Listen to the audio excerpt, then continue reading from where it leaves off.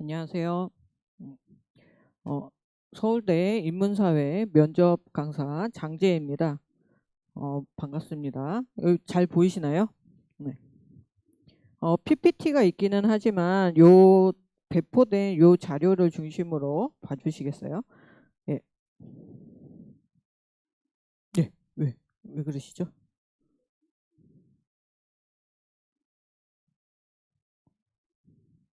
예. 서울대하고 활동 우수. 예. 예. 순서대로 서울대 먼저 하고 그다음에 활동 우수를 합니다. 예. 어, 일단은 서울대학교 지금 파이널 강의 안내 들어가기에 앞서서 서울대 그 면접의 어떤 특징들을 먼저 짚어보겠습니다. 서울대는 서류 50, 면접 50, 2차에서 이렇게 되는데요. 그 서류 점수가 점수 차이가 크게 나지 않아요, 보통은. 그래서 1등으로 문 열고 들어간 학생하고 문 닫고 들어간 학생 사이에서의 점수 차이가 뭐 많아봐야 5점 뭐 이 정도예요. 그런데 면접에서는 이제 문항 하나에 대한 답변을 좀 많이 잘못한다 그러면은 그 점수 차가 그냥 그 1차 서류의 점수 차를 확 넘겨버려요. 그래서 실제로 있었던 일인데 예전에 이제 외고 학생들 이제 단체로 이제 가르치게 됐는데 외고에서도 이제 전교 1등이 있고 뭐 2등이 있고 3등이 있고 한데 어 이제 3등 학생만 이제 서울대 면접을 했고 1등 학생은 그 저랑 연세대학교를 같이 수업을 했습니다. 근데 연세대학교가 합격자 발표가 좀 빨리 나오기도 했고요. 그래서 서울대에 대해서 그렇게 열심히 좀 안 했어요, 그 학생이. 근데 어 전교 1등이 떨어지고 3등이 붙는 그런 일들이 이제 비일비재하게 일어납니다. 그러니까 면접에 의한 점수 차는 학부를 완전히 가립니다. 점수 차가 낙폭이 굉장히 큽니다. 그래서 서울대는 붙어도 그만 안 붙어도 그만 이런 학교가 아니잖아요. 붙어야 되잖아요. 그러다 보니까 어 면접 점수 이 50이 요거랑 같은 의미를 갖고 있지는 않습니다. 점수 차이가 굉장히 큽니다. 예를 들어서 서류 50이면은 50점부터 한 45점이 이렇게 학생들이 있다라고 한다면 면접은 50점부터 빵점이 있는 거예요. 그러니까 점수 차이가 굉장히 크게 나올 수가 있는 게 면접이고요. 그 다음에 면접에서 또 주의를 해야 하는 거는 서울대는 TO를 다 맞추려고 하지 않습니다. 그러니까 모집 인원이 10명이다 라고 했는데 면접을 해봤더니 이 중에서 지금 8명만 좀 제대로 답변을 한다. 그러면은 10명을 안 채웁니다. 그래서 그 남은 2명을 어떻게 하냐? 2명을 정시로 이월시켜버려요. 이런 일들이 서울대는 굉장히 많이 발생을 해서 교육청에서도 뭐라고 할 정도로 너네 이월이 너무 많다. 라고 할 정도로 약간 진짜 기가 세가지고 우리는 우리가 원하는 수준을 충족하지 않으면 뽑지 않겠어. 이런 것이 있습니다. 그래서 면접에서 경쟁률이 낮아. 그러니까 나는 붙을 것 같아. 안심할 수가 없어요. 가끔씩 한 명도 안 붙이는 일이 있어요. 특정 학과에서.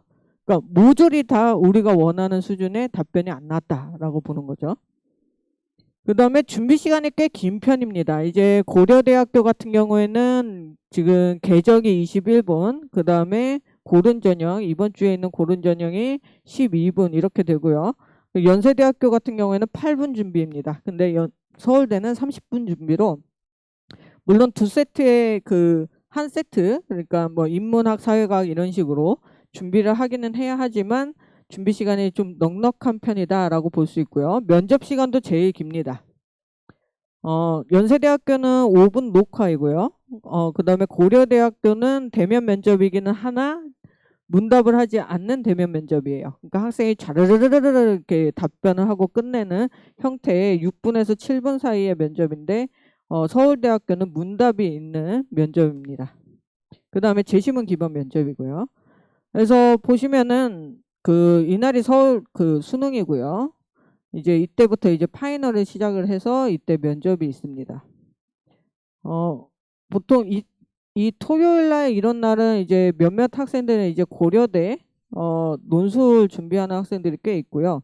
연세대 화로 준비하는 학생들도 겹쳐지기 때문에 파이널은 이날 개강을 해가지고 이날까지 5회 이렇게 준비되어 있습니다.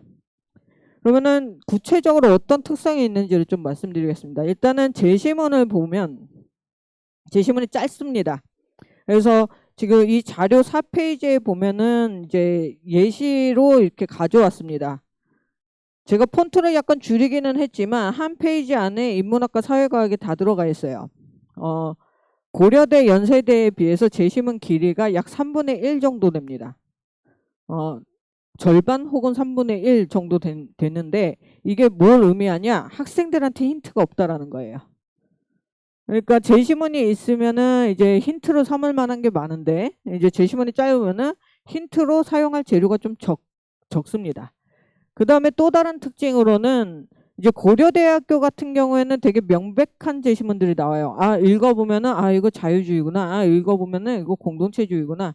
아, 이거 맹자구나. 이런 식으로 이제 뭐 사회과에서 배웠던 수많은 것들이 이제 학생들한테 익숙한 것들이 들어갑니다. 그런데 서울대학교 같은 경우에는 굉장히 독특한 특징이 있는데 아이들이 모를 만한 거를 일부러 출제를 해요.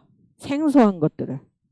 그래서 벨 훅스, 야마타이 센, 뭐 이런 그 대학에서 대학 교양 수준에서 배울 법한 학자들의 글들이 나오고 거기서 의미를 최대한 학생들이 뽑아서 논리, 사고를 통해 가지고 답변을 하기를 원하는 거예요. 그러니까 학생들이 고등학교 때 사회교과에서 배웠던 거를 줄줄줄줄 이렇게 얘기를 하는 게 아니라 지금 이 논리상에서 학생이 사고를 통해서 결론을 이끌어내기를 원하는 것들이 많습니다. 그래서 서울대학교 같은 경우에는 학생들이 제시문 때문에 약간 당혹해 하기는 해요. 이런 거는 처음 본다. 여기도 보시면은 버지니아 울프가 있고요. 지금 요 제시문 맨 위에 가가 버지니아 울프, 나가 조지 오웰이고요. 그 다음에 뒤에는 이제 사회과학인데 사회과학에서 나가 이제 야마타이 센입니다. 이런 식으로 지금 학생들이 배우지 않는 학자들이 많이 나온다. 그래서 제시문에서 힌트를 그렇게 많이 찾을 수는 없다라는 게 특징입니다. 그 다음에 논제의 특성을 볼게요. 이 자료 집에 5페이지입니다. 논제의 특성을 보면은 문제 의도로 정확하게 읽어내야지 읽어내지 않으면 오류로 갈 수 있는 그런 문제 표현들이 꽤 많이 나옵니다. 그 다음에 사례를 통해 설명할 거를 요구하는 일도 굉장히 많습니다. 그래서 여기 예시 5페이지 예시가 있는데요. 제시문을 토대로 빈말과 거짓말의 본질적인 차이점을 설명하고 거짓말도 빈말도 아니면서 듣는 이를 오도하는 말의 사례를 제시하시오 라고 했는데 오도라는 표현을 정확하게 이해하지 못하면은 적합하지 않은 답변이 나와요. 오도라고 하는 거는 잘못된 길로 이끄는 건데 그냥 듣는 이로 하여금 뭐 불쾌하게 만든다거나 아니면은 뭔가 그냥 착각하게 만든다거나 이 정도의 선에 그치게 되면은 오도라는 이 표현에 대해서 정확한 답변이 나온다라고 볼 수가 없죠. 2번도 마찬가지입니다. 중재할 수 있는 안을 제시하시오. 학생들은 중재라는 표현이 어렵진 않겠지만 그 정확한 의미를 모를 수가 있어요. 가끔씩. 그래서 중재라고 하는 거는 두 입장 모두 다 합의가 가능할 만한 두 입장에 모두 함께 들어가 있는 형태를 이야기를 해야 되는데 그렇지 않은 경우 이런 경우가 답변이 나올 수가 있습니다. 그 다음에 3번을 보시면은 이제 그 괄호 쳐서 하나는 문학작품에서 택해서 사례를 들어서 학생의 의견을 이야기하라 이런 식의 문제가 있고요. 그 다음에 4번 문제를 보면은요. 이거는 굉장히 재밌습니다. 한 100명 정도 이제 이거를 질문에 대해서 답을 시켜보면은 한 90명 정도는 틀리게 답합니다. 4. 가의 헐리우드 블랙리스트 사건 논의에 대해 나의 저자는 어떤 입장을 취할지 설명하시오. 학생들은 헐리우드 블랙리스트 사건에 대해서 이야기를 합니다. 그런데 문제 표현에는 사건 논의에 대해라고 되어 있죠. 이런 식으로 지금 이 문제 표현을 정확하게 읽고 의도하는 바가 무엇인지에 대해서 캐치를 못하면은 오답이 나옵니다. 서울대는 굉장히 열려있는 문제예요. 그래서 정답이라고 할 수 있는 건 없는데 오답은 분명히 있습니다. 그거는 문제에서 의도하고 물어본 곳에서 벗어나는 거를 이제 오답이라고 할 수 있겠죠. 그 다음에 면접 진행의 특성을 말씀드리겠습니다. 일단은 학생들에게 계속 왜를 묻는 방식의 면접이 이루어집니다. 어떻게 생각해? 문제는 있는데 나갈 때 이제 제시문에 문제도 함께 들어와서 하는데 일단 결론부터 얘기를 해봐. 왜 그래? 그건 왜 그런 거야? 이런 식으로 이제 왜를 물어나가고 학생이 대답을 하면은 거기에 대해서 일종의 반박의 의견을 제시를 해서 이렇게 하면은 어떻게 너는 대답할 수 있을까? 이런 식으로 반박과 재반박과 같은 형태의 면접이 진행이 됩니다. 그래서 추가 질문이 가능하다라고 하는 거를 염두를 해야 됩니다. 그래서 결론적으로 긴 면접 시간을 충분히 활용할 정도. 그러니까 학생이 면접 시간이 사실 10분에서 15분 사이예요. 15분은 다 채우지 않는 일도 비일비재합니다. 10분도 안 채우는 경우들도 있기는 합니다. 그거는 학생이 답변을 짧게 해서 그래요. 굉장히. 그러니까 처음 면접을 준비를 안 한 학생들 같은 경우에는 처음에 면접, 모의 면접 같은 거를 하면은 여기서는 분명히 5분 이상의 어떤 답변들이 나와줘야 되는데 1분도 안 돼서 끝나요. 그러니까 설명 능력이 없어서. 그래서 그 충분한 시간을 활용할 정도로 논리 구성과 사례 제시 같은 것들이 필요하고요. 그 다음에 어떤 피상적인 답변이 아니라 사고력을 보이는 게 서울대에서는 핵심이기 때문에 어떤 사고력을 보일 수 있는 깊이 있는 답변이 필요하다라고 할 수가 있습니다. 그래서 어떤 식으로 지금 준비를 해야 하나? 일단은 생소한 제시문이 나와도 이해하고 적용이 가능해야 합니다. 그래서 가급적이면 배경 지식을 많이 익히는 것이 좋습니다. 그리고 수능 이후이기 때문에 조금 이럴 시간이 있어요. 아무래도. 갑자기 시간이 남아돌거든요, 학생들이.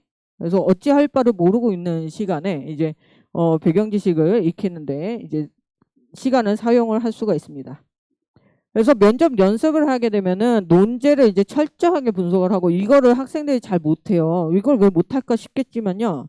수능 문제라든가 내신 문제라든가 하는 것들은 문제 표현이 중요하지 않거든요. 그냥 거기에 딸려있는 선택지에 있는 표현들은 중요할지 몰라도 문제 표현 자체는 중요하지 않기 때문에 애들이 문제를 주의 깊게 읽는 그런 훈련이 안 돼 있습니다. 그래서 이것도 굉장히 열심히 해야 되고요. 논제를 쪼개가지고 의도한 바가 무엇인지를 정확하게 이해해서 거기에 따라서 논리가 구성이 되어야 합니다. 여기 손가락이 있네요.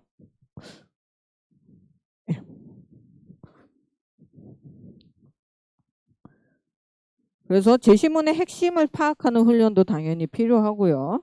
근데 서울대 정도 쓰는 학생들은 이런 거가 그렇게 어려워하지는 않습니다. 다만 요거를 좀 힘들어하죠. 요거를 굉장히 힘들어합니다. 논제에 따라서 논증적이고 심층적인 답변을 구성하는 구성에서부터 답변을 하는 것까지가 훈련이 돼야 합니다. 그래서 요 부분을 지금 제일 학생들이 어려워하는 것 중에 하나입니다. 사례 준비는 이제 팁을 주기는 합니다. 수업할 때 여러 가지 이제 팁을 주는데 일단은 서울대가 가장 좋아하는 거는 문학 작품을 이야기하는 겁니다. 그 다음에 역사적이거나 시사적인 거를 사례를 들어서 이야기를 하는 거고요. 가장 안 좋은 거는 가정적인 사례를 얘기를 하는 거예요. 만약 뭐뭐 한다면 이런 식으로 해가지고 그냥 가정해서 말하건대 근데 그거는 이제 사례가 엄격하게 말해서는 사례라고 볼 수는 없습니다. 근데 가장 좋아하는 거는 문학 작품에서 이제 이야기를 하는 거다라는 거를 팁으로 말씀드립니다. 그래서 저희 수업의 특징이 뭐냐? 일단은 매 회차 기출문제랑 예성문제가 나갑니다. 그래서 차근차근 합니다. 여러분 여기서 문제를 받았다. 시험장에서 문제를 받았다. 뭐 해야 돼? 이러면서 단계별로 이제 하나씩 이제 걸음마 떼듯이 이제 합니다. 문제를 받았으면은 문제부터 읽어봐야지. 그러면서 문제 전부 다 읽어봐야지. 그럼 꼭 1번 문제만 먼저 읽고 1번 문제 준비하는 학생도 있거든요. 제발 2번까지 끝까지 읽고 그러면서 차근차근 이제 논제를 분석하는 거, 그 다음에 답변을 구성하는 것 이런 것들. 그 다음에 이거는 이제 문답을 좀 해요. 그래서 이거 다음 이런 일이 있다면 그 다음에 우리가 뭘 생각을 해볼 수 있을까? 지금 이 제시문에서 찾지 못하는 건 뭐가 있을까? 그래서 틀을 학생들한테 알려줍니다. 참고로 그 틀은 굉장히 쉬운 거예요. 그러니까 어떤 제시문이든 무언가 행위가 있기 마련이고, 행위가 있으면 주체가 있기 마련이고, 주체가 있다면 대상이 있기 마련이고, 그러면 그 행위의 목적과 방법이 있을 겁니다. 그래서 이런 것들을 토대로 학생들에게 사고할 수 있는 틀을 이렇게 줍니다. 그러니까 똑같은 문제가 항상 나오진 않잖아요. 그러니까 어떤 문제가 나와도 적용 가능하도록 생각하는 어떤 틀을 이렇게 줍니다. 그래서 익히도록 강의를 하고요. 그 다음에 저희 기출 해설서가 거의 탑입니다. 어디서 구할 수 있는 어떤 기출 해설서 중에서도 가장 탑이라고 볼 수 있습니다. 강사 4명이 모여가지고 세미나를 하면서 이제 해설서를 만들거든요. 그래서 그 해설을 초고를 쓰고, 그 다음에 다시 또 세미나 해서 모여가지고 회의하고 고치고 이렇게 해서 나오는 해설서가 이제 나갑니다. 그 다음에 이제 시험장에서 어떻게 답변해야 하는지, 메모는 어떻게 작성해야 하는지, 그 다음에 지금 질문이 이렇게 나왔을 때 답변 방식은 어떻게 해야 되는지, 답변의 순서는 어떻게 해야 되는지, 이런 것들을 이제 순서에 맞게끔 메모를 하고 하는 것들도 이제 강의에서 이제 이야기를 합니다. 그 다음에 파이널 때는 이제 그 첫 회 빼고는 실전 연습이 계속 들어갑니다. 첫 회는 이제 아무래도 그 강의가 일종의 필요하기 때문에 첫 회는 거의 제가 말하자면 제가 처음부터 끝까지 문제를 받았다부터 시작을 해가지고 답변을 한다까지를 일종의 시범을 보여줍니다. 그런 식으로 학생들이 익히도록 해주고, 그 다음에 실전 연습을 해가지고 준비 시간, 면접 시간을 좀 익히고, 그리고 같이 답변을 해보는 연습을 하게 됩니다. 그리고 제가 말씀드리고 싶은 건 이겁니다. 애들이 시간이 남아돌아요. 서울대는 이제 그 수능 끝나고. 그래서 매년 이제 질문을 받은 것 중에 하나가 어떤 책을 읽어야 할까요? 어떤 책을 읽어야 서울대 면접에 도움이 될까요? 그러면은 제가 책을 여러 가지 권해주기는 했습니다. 그런데 좀 아쉬운 부분도 있고 해가지고 올해는 지금 제가 작성 중이고 이미 막 거의 페이지가 좀 제 인쇄비가 약간 걱정될 줄. 교재비를 받을 것 같습니다. 지금 일종의 배경 지식이 될 만한 것들을 정리를 지금 쭉 하고 있거든요. 그래서 책자로 만들어서 학생들의 그 남는 시간 동안 공부할 수 있는 자료를 제공을 하려고 합니다. 도움이 많이 될 거예요. 그러니까 제가 좀 젊어 보이기는 하지만 나이가 지금 44이고, 그 다음에 공부하는 걸 워낙 좋아해가지고요. 그러니까 막 대학교 때 막 150학점 이렇게 듣는 걸 저는 300학점 듣고, 모든 시험, 모든 레포트 다 써가면서 머리털이 반쯤 다 빠져가면서, 그러니까 공부가 너무 좋았어요. 그래가지고 공부를 엄청나게 많이 했고, 좋은 수업이 있다 그러면은 학교를 가리지 않고 이 교수님, 저 교수님한테 메일 써가지고 청강 신청하고 청강 듣고 이런 식으로 공부를 했거든요. 이제 그런 공부했던 그런 것들이 이제 학생들한테 좀 전달이 될 수 있는 기회가 될 것 같아요. 그래서 지금 현재 이것도 계속 이제 다음 주면은 인쇄를 들어갈 것 같은데 계속 작성 중에 있습니다. 그리고 우리 학원의 수업이 뭐가 그렇게 좋냐? 일단은 강사진이 좋습니다. 이거는 굉장히 자부할 수 있습니다. 일단은 철학 베이스가 굉장히 있고요. 그래가지고 정말 좋다. 비교할 수 없을 정도 좋다. 여러 가지 저도 이제 시중에서 판매를 하거나 여기저기서 이제 나오는 어떤 해설이라든가 이런 것들을 이제 자주 보게 되는데 오류도 굉장히 많고 잘못된 어떤 안내도 많고 그렇습니다. 특히 서울대는 서울대가 해설을 제공하지 않습니다. 그거는 연세대도 그렇고 고려대는 해설을 제공하지만 고려대도 그렇게 친절하게 해설을 제공하는 편은 아니에요. 근데 서울대는 거의 뭐 이거는 해설이야 아니야 싶을 정도로 해설을 거의 제공하지 않습니다. 그러니까 이제 잘못 가르치는 경우가 있어요. 그러니까 학교에서 지침이 없다 보니까 좀 수준이 낮으면 그 별로 좋지 않은 것들을 접할 수가 있기 때문에 일단은 강사진은 굉장히 좋다. 다들 10년 이상이고요. 강의한 지. 그 점이 이제 여기서 나타나게 돼요. 학생들이 어디서 어려워하는지를 되게 빨리 간파합니다. 그리고 묻지 않아도 어디서 어려워할지 알고 있습니다. 그래서 그 학생들이 가려워하는 부분을 좀 긁어줄 수 있다. 라는 거가 이제 저희 파이널 수업에서의 어떤 특징이 될 수 있습니다. 그 다음에 이제 사고력을 향상을 시켜야 어느 정도 시켜줘야 그래도 그 어떤 문제가 나와도 학생들이 대처할 수 있기 때문에 사고력 향상을 유도하기 위해서 이제 적합한 질문과 이제 생각해야 하는 그 순서와 이런 것들을 이제 학생들한테 문답을 통해서 이제 알려줄 수가 있어요. 그럼 학생들이 이렇게 대답을 하면 그건 왜 그럴까? 아니면은 여기 안에 있는 그 숨어 있는 전제가 뭘까? 이런 것들을 이제 얘기를 하면서 굉장히 좀 즐거우면서도 재밌으면서도 애들이 생각을 좀 키워나갈 수 있는 기회가 될 수 있을 것입니다. 일단 수업이 지루하지는 않고요. 제가 설명에는 재밌게 못하지만 수업은 재밌게 잘합니다. 그래서 학생들이 잘 따라오는 편이고 그래서 사실 정말 다 우리한테서 왜 안 배우는 걸까? 어, 좀 안타깝다. 이런 거를 평소에 솔직한 심정으로 굉장히 많이 느낍니다. 그래서 그 사실은 이 학교 저 학교 지방에 있는 학교에서도 요청이 오긴 하는데 뭐 몸이 두 개가 아니다 보니까 그리고 여기 다원교육에서도 목동 다원교육에서도 요청이 계속 들어오지만 또 몸이 두 개가 아니다 보니까 갈 수가 없는데 그래도 왜 우리 안 올까 와달라 라는 생각이 되게 강하게 들 정도로 좌우하고는 있습니다. 정말 잘 가르칩니다. 그래서 시간표를 보시면요. 여기 시간표 따로 받으셨을 거예요. 요 면접 80제라고 써져 있는 게 이제 시간표인데요. 그래서 첫 페이지에 이제 서울대가 있습니다. 그래서 지균도 이제 인문사회는 제가 하고요. 작년에 지균은 다 붙었습니다. 수업 들었던 학생들. 그리고 서울대도 한 명 빼고 다 붙었어요. 근데 그 한 명이 그냥 정시로 서울대를 갈 수 있는 성적이 나와서 어느 순간 해이해지긴 했어요. 약간 그래서 여기 인문사회반이 있고 사회과학 수학반이 있습니다. 그래서 이 사회과학 수학반은 지금 수리 때문에 시간이 조금 길어요. 그래서 1시부터 6시까지 있고요. 지금 인문사회 제가 하는 반은 이제 1시부터 4시까지 이제 수업이 진행이 됩니다.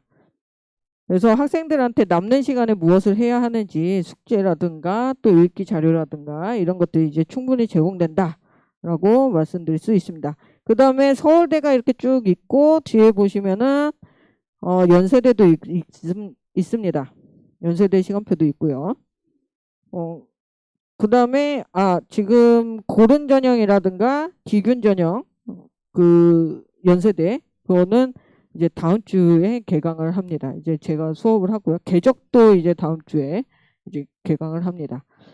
그래서 그 개적 기균 고른은 지금 일종의 1차 파이널이라고 해가지고 1차 파이널로 이제 개강이 되니까 여기에는 지금 안 실린 것 같아요. 그래서 혹시 고대 개적도 준비하시는 학생이 있는 학부모님이시라면 한번 문의를 해보시는 것도 좋습니다. 네. 여기까지 이제 서울대 파이널 수업에 대해서 알려드렸습니다. 네, 감사합니다.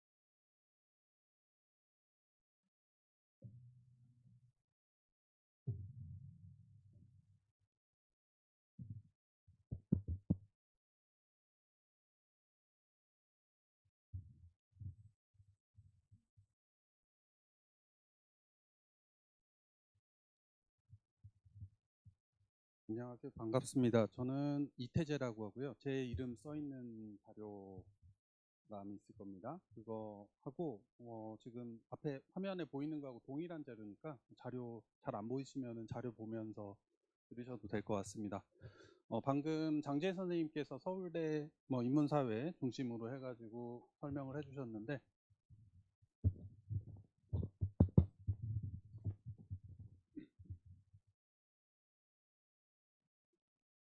설명을 해주셨는데 이제 저는 그 방금 뭐 서울대 시간표에서도 아마 보셨겠지만 서울대가 이제 인문사회 보는 학생들이 있고 사회과학 수학 보는 학생들이 있잖아요. 저는 사회과학 수학 반에서 이제 사회과학을 지도를 하고 그리고 사실 입시가 이제 이번 주부터 시작이 되죠. 고려대 궤적 같은 경우에 1차 발표를 이번 주에 해서 이제 다음 주에 시험을 보는 걸로 해서 스카이 입시가 뭐 UD 포함해서 기준 포함해서 시작이 되고 수능 전에 보는 것들이 어느 정도 정리된 다음에 수능 후에 연세대 활동우 수형, 국대형 이런 그리고 서울대 일반 전형 이런 시험 직윤까지를 포함해서 시험들이 남아 있습니다. 그런데 이제 서울대 중심으로 설명을 해주셨기 때문에 저는 연세대 활동우 수형을 중심으로 해서 일단 말씀을 드릴까 합니다. 사실 궤적 같은 경우에는 만약에 이제 고민 중이시라면 이번 주에 이제 발표를 해가지고 뭐 주중에 직전에 며칠간 진행되는 수업도 있고 두 반으로 나눠서 진행이 되는데 제가 맡은 경우에는 이제 그 평일에 학원 오기 좀 어려운 학생들을 고려해가지고 주말 이번 주 토요일 그 다음에 시험 전날 이렇게 해서 3회 진행을 하고 장지혜 선생님께서는 평일에 쭉 이렇게 진행해 주시는 방식으로 수업을 나눠 맡아서 들어가게 됐습니다. 자, 연세대 활동우 수형에 대해서 말씀을 드릴 건데 기본적으로는 국제형도 같은 것이라고 이해를 하시고 들으셔도 될 것 같습니다. 그 학생들이 서영고를 모두 준비한 학생들 그리고 제가 뭐 이 학원에서 이게 수업을 나눠 맡다 보면은 연세대 활동우 수형을 매해 이제 파이널을 제가 진행을 해왔습니다. 인문 통합 계열 파이널을 진행을 해왔는데 이 뭐 파이널 수업을 듣는 학생들뿐만 아니라 뭐 정규 수업이나 이런 걸 통해서 스카이를 준비해온 학생들이 가장 어려워하는 것이 이제 연세대입니다. 연세대가 어렵다. 학생들이 누구한테 물어봐도 서연고를 다 준비한 학생들한테 물어보면 어렵다라고 느끼는데 왜 어렵고 그러면은 어떻게 해야 되고 이런 얘기들을 특히나 이제 입시 일정을 고려하면은 문제가 생기죠. 이게 왜냐면은 그 수능을 목요일에 보고 그날도 물론 뭐 개인 수업이나 이런 걸 신청한 학생들이 있긴 합니다만 그날 학생들도 지치고 학원도 전화 받느라고 아무것도 되지가 않아요. 그래서 실질적으로 학생들이 수능 본 날 하루 쉬고 이제 입시 모드로 딱 들어가야지 했는데 이제 금요일 하루밖에 없고 토요일 아침에 시험을 보러 가야 된단 말이죠. 그러니까 단 하루라는 준비 시간 이게 계속 그랬던 건 아니고 궤적도 마찬가지고 그 다음에 연대 화루도 마찬가지인데 문과 이과를 이제 토요일 일요일 해가지고 문과가 계속 일요일에 보다가 이걸 이제 문이과를 한번 또 체인지를 해줬어요. 그래가지고 이제 이과는 이틀 준비할 수 있고 문과는 하루 준비할 수 있게 바뀌었는데 몇 년 전까지는 이제 문과가 이틀 준비를 할 수 있는 좀 넉넉한 상황이었는데 이게 하루로 바뀌었습니다. 그래서 이제 파이널 수업을 진행을 해보면 의외로 많은 학생들이 처음 해봐요. 처음 해보는데 계속 해오던 학생들도 이거 어떻게 해? 이건 도저히 못하겠어 라고 하는 문제를 보는 순간 아 이건 안 되겠다 해가지고 뭐 이틀 진행할 때도 하루 하고 그냥 나 딴 거 할래 하고 뭐 포기하고 이런 학생들도 생기는 그런 어렵게 느껴지는 시험인 건 사실입니다. 그러면 이제 뭐가 어렵게 느껴지느냐를 좀 빠르게 뭐 밑줄 그은 부분 위주로만 제가 자세하게 이제 자료 준비하면서 써놨으니까 나중에 읽어보셔도 될 것 같긴 한데 기본적으로 이제 연세대만 등장하는 유형이 있습니다. 그게 기본적으로 재작년까지는 자료 해석이 엄청 어렵다라는 인상이 있었는데 그건 이따 좀 말씀을 드리도록 하고 우리가 제시문이 4개가 주어져요.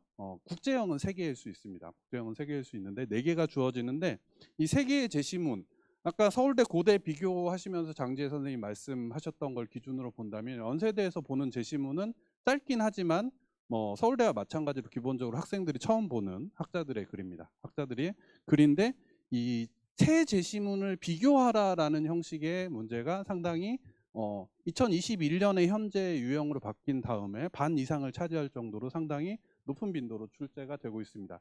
비교는 학생들이 이제 논구수를 접하면은 가장 많이 풀어보게 되는 유형이긴 한데 2개를 비교하는 거하고 3개를 비교하는 게 상당히 달라요. 다른데 그거를 이제 사실 이건 이렇게 갖고 다르구나 이렇게 풀어낸다라고 하더라도 그걸 어떻게 정리해서 답변하지라는 어떤 방법론이 없으면은 이 얘기했다 저 얘기했다 오가면서 좀 알아듣기 어려운 답변을 하게 되는 경우들이 있습니다. 그리고 우리가 연세대 현재 문제는 두 개로 구성이 됩니다. 두 개로 구성되는데 비교는 거의 필수로 나온다라고 보고, 그 다음에 설명하고 평가가 설명, 평가, 비교 이 세 가지 중에 두 개나 세 개가 반드시 거의 모든 문제에서 출제가 된다라고 볼 수 있는데, 이 설명이나 평가를 할 때도 예를 들면 뭐 하나의 제시문을 바탕으로 하나의 사례를 평가하라, 설명하라라기보단 두 개 제시문으로 설명 평가하라고 하거나, 아니면 역으로 사례 하나를 주고 바탕으로 해서 가나다에 있는 어떤 관점을 평가하거나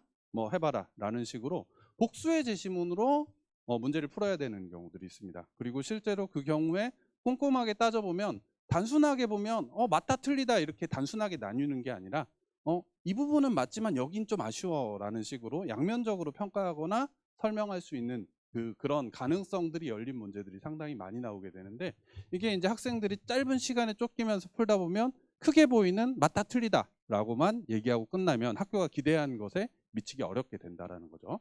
이런 어떤 학교에 실제로 문제를 제대로 풀어낼 수 있긴 합니다만 그걸 전달하는 방식이나 이런 것이 익숙하지 않다면 어렵게 느껴지는 부분이 있고, 그 다음에 이제 다음으로 말씀드릴 게 이제 자료 부분이에요. 자료 부분은 사실 확답을 드리기는 어렵습니다. 자료가 이제 2021년에 연대 유형이 바뀌기 전에는 연대 그냥 자료 문제만 풀고 학생을 뽑았어요. 근데 2021년에 유형이 바뀌면서 텍스트 제시문 3개 플러스 자료를 주면서 학생을 평가를 하기 시작했는데 2025년에 안 나왔습니다. 작년에 딱 한 번 안 나왔어요. 딱 한 번 안 나온 게, 그게 이제 시기적으로 겹친 것이 2025년에 학교가 이제 평가 요소를 바꿨습니다. 그게 학업 역량 평가에서 논리적 사고력과 그 다음에 의사소통 능력 평가라는 걸로 평가 요소를 바꿨는데, 실제로 그거는 시험 스타일을 바꿨다라기보다는 이과 학생들이 수과학 면접을 보던 것을 비슷한 걸 보게 됐거든요. 비슷한 걸 보게 되면서 이과 학생들이 그러니까 그냥 과학 철학 정도 다루는데 그게 학업 역량 평가라고 하기가 약간 부적합하기 때문에 표현을 바꾼 거라고 저는 이해를 합니다. 그런데 그 예시 문제로 주어졌던 2024년 기회균형 문제하고 그 다음에 실제로 작년 기출 이따가 예시로 보여드릴 건데, 거기서는 연세대에서 지금까지 엄청나게 강조되어 왔던 표와 그래프가 이제 사라졌습니다. 사라졌기 때문에 이게 사실 저는 난이도가 계속 좀 하향 조정되고 있다고 보기 때문에 올해도 나오지 않을 가능성이 높다고는 봅니다. 높다고는 보는데 학교가 여전히 요강에서는 수리 통계 자료가 제시될 수 있다라고 하고 있기 때문에 나와도 아무 할 말은 없습니다. 그래서 이제 실제 하루밖에 준비 시간이 안 되긴 합니다만 기본적으로 자료 해석이 나왔을 때 어떻게 대응해야 되는가는 준비해야 되지만 나오지 않을 가능성을 좀 더 크게 보면서 이제 하루 수업을 준비를 하고 있습니다. 그다음에 근데 이제 자료가 나오면 자료는 사실상 이렇게 읽어야 된다는, 문제의 맥락에서 보면 이렇게 읽어야 된다는 게 있는데 어려워하는 학생들이 있어요. 그래서 실제로 자료가 나오게 되면 상당히 자료 부분이 큰 변별력을 형성하게 됩니다. 그래서 자료가 나왔을 때 그걸 정확히 읽어주는 것만으로도 이제 상당히 앞서갈 수는 있다라는 거.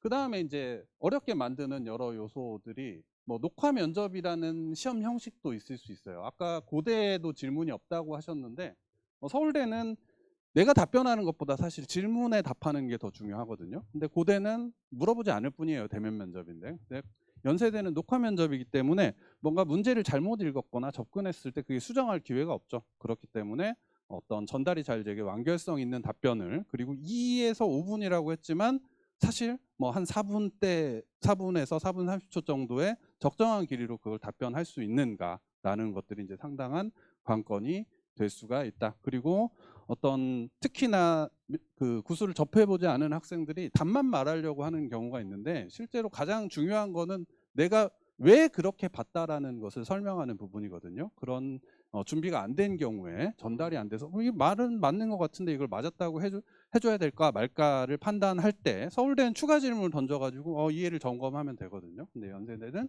그게 불가능한 상황이다라는 거고, 그 다음에 학생들이 제일 어렵게 만드는 건 사실 이 부분입니다. 준비 시간이 짧아요. 고대 궤적하고 제시문 길이가 비슷합니다. 고대 궤적이 21분이죠. 21분인데 여기는 8분입니다. 말도 안 되게 짧아요. 말도 안 되게 짧아서 사실 꼼꼼하게 제시문을 읽으면 이 4개 한 페이지 A4로 편집을 하면 한 페이지 반 정도 되거든요. 보통 제시문이. 그걸 다 읽으면 8분이 지나가 있습니다. 지나가 있기 때문에 이게 사실 그 연세대에 맞는 템포로 착착착착 풀어나가지 않으면 실제로 시험 전날에도 그 실전 면접을 해보면은 2번은 대부분 학생들이 이제 제시문 보면서 생각하면서 답을 합니다. 2번 준비가 안 된 상태에서 들어온다는 거죠. 이 준비 시간 8분에 어떻게 적응을 하는가라는 것을 우리가 이제 생각을 해야 되는데, 뭐 그 부분에 있어서는 아마 연세대도 고민이 있었으리라고 생각을 합니다. 이게 아무리 우수한 학생이라도 그냥 익숙하지 않다는 것만으로 답을 못 하는데 2번 아예 답변 못 했어요. 근데 떨어뜨려야 되잖아요. 그죠? 점수가 50점인데 아예 답을 못하면 그 학생은 떨어뜨릴 수밖에 없기 때문에, 제가 이제 2021년 이후에 모든 문제들을 분석하면서 느끼는 것은 그래도 8분의 우수한 학생들은 해결할 수 있는 정도로 난이도를 조금씩 조정을 해오고 있는 과정에 있다. 그러니까 내가 충분히 풀어낼 수 있다는 생각을 바탕으로 해가지고 이 8분을 잘 보내는 것이 상당히 중요한 관건이다. 그리고 아까 말씀드린 대로 하루라는 것도 상당히 중요한 문제가 됩니다. 이게 결국은 모든 대학들이 앞으로 이제 연대뿐만 아니라 내가 아무리 지금까지 잘 준비해 왔다라고 하더라도 그 시험 모드로 딱 전환되는 과정이 필요합니다. 이게 수능도 마찬가지죠. 수능 아무리 중요하지 않다, 내가 이제 최저만 맞추면 되고 한 번도 못 맞추지 않은 학생이라고 하더라도 그 전 한 2주 정도는 집중을 하잖아요. 그러니까 수능 모드에 딱 적응한 상태에서 이 시간에 이 문제를 어떤 순서로 풀고 이런 것들이 딱 바로바로 착착착착 돼야 되는데, 그렇기 때문에 서영고의 다른 시험들도 그 파이널 수업을 꼭 들어야 되는 이유는 그 시간 동안 준비하고 그 시간 동안 말해본다라는 경험을 통해 가지고 내가 문제를 받았을 때 자동적으로 그게 시행될 수 있는 상태여야 된다라는 건데, 이 하루라는 준비 시간이 그걸 하기에는 충분한 시간이 결코 아니다. 수능 본 다음 날 딱 내가 연세대 모드로 전환을 해야 되는데, 하루고 이제 다른 수업보다는 보통 이제 아까 서울대나 아니면은 계적이나 이런 수업들은 3시간으로 개설되긴 합니다만, 뭐 4시간으로 해가지고 수업 시간을 길게 했다고 하더라도 그것만으로는 사실 부족하게 느낄 수가 있는 거고, 계속 준비해온 학생들도 아 이런 문제였나라고 그 상기하기에 조금 충분한 시간은 아니고, 특히 처음 해보는 학생들한테는 좀 당황스러운 시험일 수 있는 것이 문제가 됩니다. 그럼에도 이제 결국 우리는 1차를 합격하기 위해서 이 하루를 잘 보내야 될 거잖아요. 지금 뭐 수능이 닥친 상황에서 물론 뭐 수능에 집중하는 1, 2주를 제외하고 10월 말까지 내가 이제 준비할 시간이 있다라고 하면 어떤 식으로든 뭐 개인 수업이든 뭐든 좀 더 연습을 해볼 수는 있긴 하겠지만, 사실상은 1차 발표를 하고 1차 발표가 수능 며칠 전인데 그때 내가 이제 1차 붙었으니까 연대 준비해야지라는 학생은 없거든요. 네, 그렇다라고 하면은 결국은 수능 끝나고 하루 동안 준비를 해야 되는 건데, 그거를 아까 말씀드린 것처럼 학교가 어느 정도는 이게 풀려보니까 뭐 이게 1번은 엄청 답변 잘하는데 사실 2번을 답변 못해서 나쁜 점수를 줘야 되거나 이런 요소들을 고려해서 문제 난이도를 2021년도에 현재 형식의 시험을 도입을 했는데 지속적으로 낮춰왔습니다. 그래서 이제 자료 해석 같은 경우에 아까 말씀을 드렸고, 그 다음에 질문도 딱 이렇습니다. 2021년 기출은 1, 2번이긴 한데 소문항 2개씩이 포함돼서 4문제예요. 그 다음에 2022년 모의에 3문제입니다. 그 다음에 2022년 이후로는 2문제로 바뀌었어요. 그리고 쭉 2문제입니다. 그러니까 4문제는 질문이 최소 4개가 들어있고 그 한 문제 안에도 복수의 어떤 판단을 요구하기 때문에 사실상 8분 동안 뭐 6개 뭐 이 정도의 질문에 생각해보기가 사실상 어렵죠. 그런 부분이 이제 조정이 되었을 뿐만 아니라, 그 다음에 이제 지금 활동후 수용 말씀드리긴 합니다만, 국제형 같은 경우도 이제 영어 제시문이 하나가 포함이 돼 있죠. 영어 제시문이 하나가 포함되어 있었기 때문에 그걸 고려해서 처음에는 좀 어렵게 나왔지만 국제형 같은 경우 자료가 상당히 쉬웠습니다. 그냥 아주 단순한 그림 같은 거 하나 주고 이런 수준이었다가 그것도 또 좀 더 조정을 해가지고 제시문이 계속 4개가 나오던 게 이제 2025년 4년에 국제형 같은 경우에는 영어 제시문 하나를 포함된 건 사실이긴 하지만 제시문 수가 3개로 줄었습니다. 올해도 아마 그럴 가능성이 높다라고 보여요. 그러니까 이게 다 난이도를 조정해오는 과정에 있다. 그렇기 때문에 결국은 우수한 학생, 어느 정도는 변별력이 형성돼야 우수한 학생을 뽑기 때문에 사실은 풀만한 문제로 계속 바뀌어가고 있다라고 이해를 해야 되는 거고, 풀이 과정에서 사실 되게 중요하게 제가 보고 있는 부분 중에 하나가 제시문 가가 많은 힌트를 주게 됐어요. 과거에 비해서는.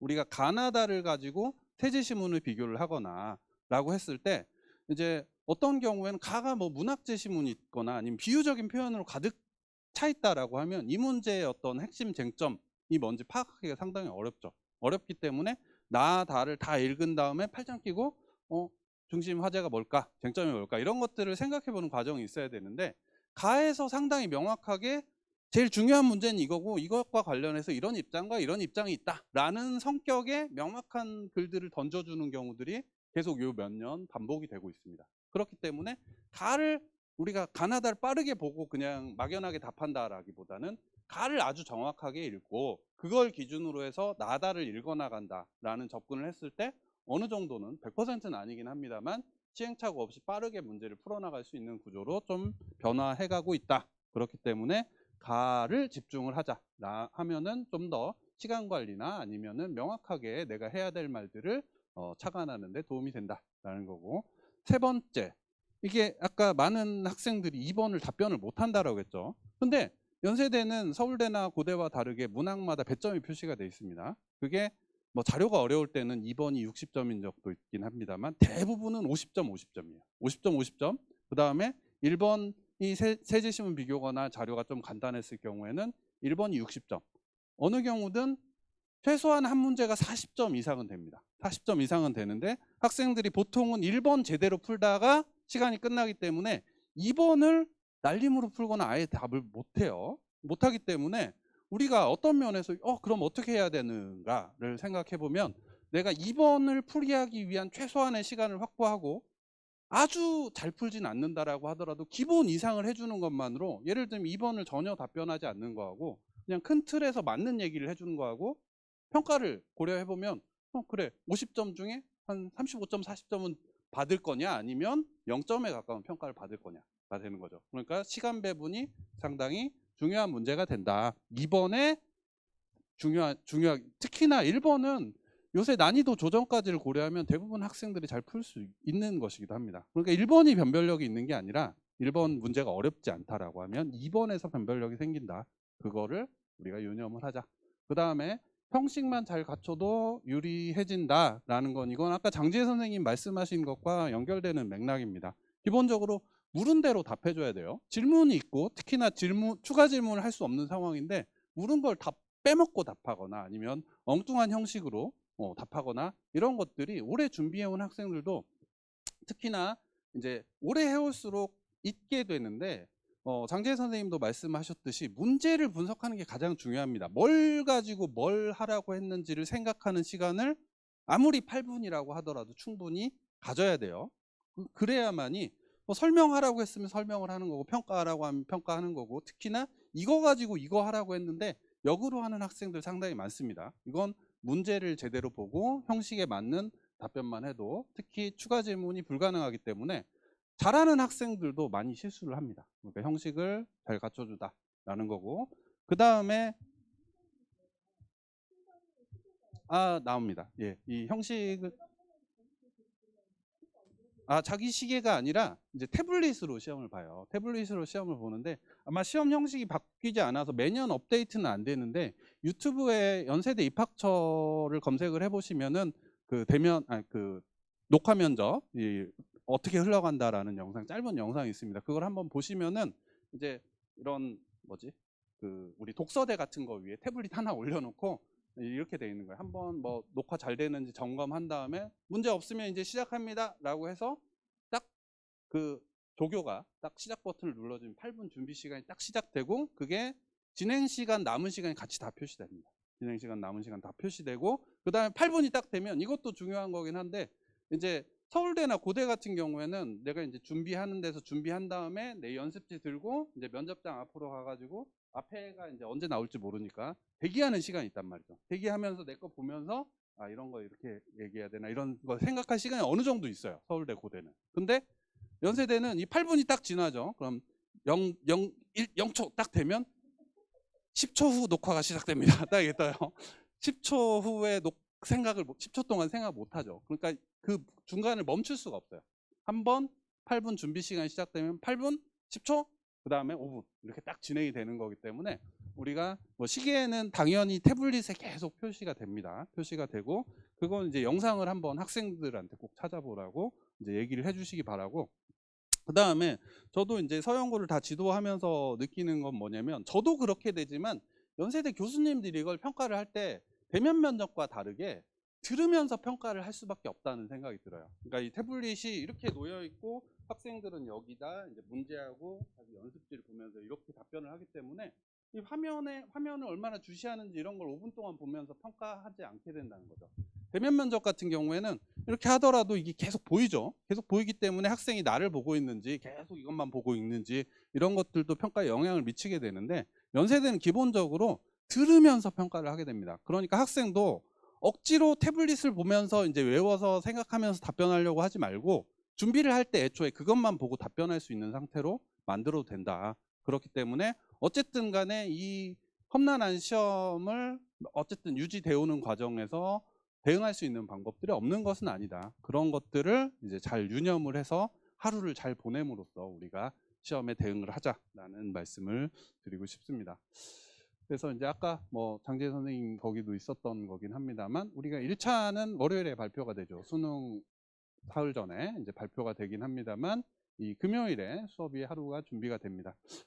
활동 수영과 관련해서 올해 이제 변동사항은 2단계가 이제 3배수에서 4배수로 확대됐다라는 건데 연세대 정도의 서울대가 우리가 일반 전형 배수가 2배수잖아요. 그거는 기본적으로 빠져나갈 학생이 기본적으로 없기 때문에 우린 이 정도면 된다라는 판단이고 현재 뭐 문과 기준으로 본다라고 하면 그 연고대에서 어쨌든 간에 연대 서열이 좀 더 확실해진 상황이기 때문에 3배수로도 이제 뽑을 수 있다라는 자신감이 있는 건 사실이긴 합니다만 했기 때문에 3배수로 유지해온 부분이 있긴 하지만 이제 실제로 면접에서의 점수 차이가 상당히 나기 때문에 그래도 이제 변별력을 더 높이기 위해서 기회를 더 많이 주는 방식이 아닐까라는 정도로 이해를 하면 될 것 같고 그리고 나머지 부분은 아까 설명드린 부분입니다. 그래서 이게 제가 문제를 3개를 실어놨는데 문제를 전부 다 이제 같이 풀어볼 건 아니긴 합니다만 이제 지금 두 번째 있는 문제가 2024년 기회균형으로 작년에 어떻게 대비해야 되나 유형 바뀌는데 어떻게 대비해야 되냐라고 하니까 이런 식으로 나온다라고 알려준 게 2024년 기회균형 문제고 그 다음에 마지막에 있는 게 실제로 단 하나밖에 없는 현재 바뀐 유형의 기출문제입니다. 기출문제고 그리고 이제 처음에 실어놓은 게 2021년 질문 4개죠. 질문 4개고 자료가 여기 보면은 그래프 2개인 것 같지만 이 텍스트까지 보면 변수가 3개입니다. 변수가 3개.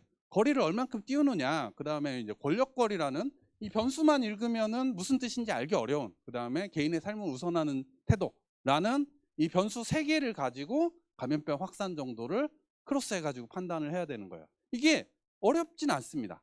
자료 해석 잘 할 수 있는 학생들한테 어렵진 않지만 시간이 걸리죠. 시간이 걸리고 질문도 요약하고 비교하고 그 다음에 분석하고 그 다음에 연계해서 해석하고 해석한 내용을 바탕으로 감염병 확산 방지 정책에 관한 어떤 쟁점을 제시하라는 상당히 이게 기출문제입니다.